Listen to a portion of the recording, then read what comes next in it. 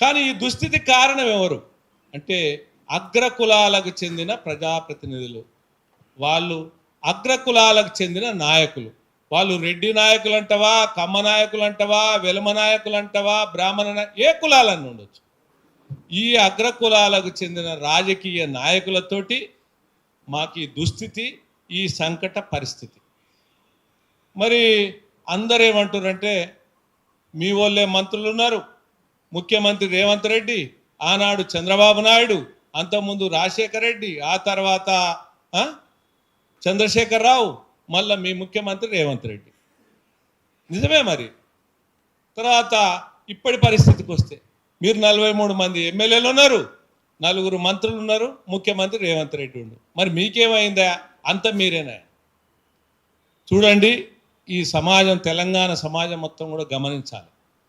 ఇప్పుడు ముఖ్యమంత్రి రేవంత్ రెడ్డి ఉన్నా, తర్వాత మంత్రులు ఉన్నా, ఎమ్మెల్యేలు ఉన్నా, వాళ్ళ ఇళ్ళల్లో ఏ ఇళ్ళన్నా పేదల ఇళ్ళల్లో దీపం వెలిగించిన సందర్భాలు ఉన్నాయా? నేనైతే లేవని అనుకుంటున్నాను ఇప్పటివరకు. నేను ఎందుకు అని కూడా చెప్పగలుగుతా.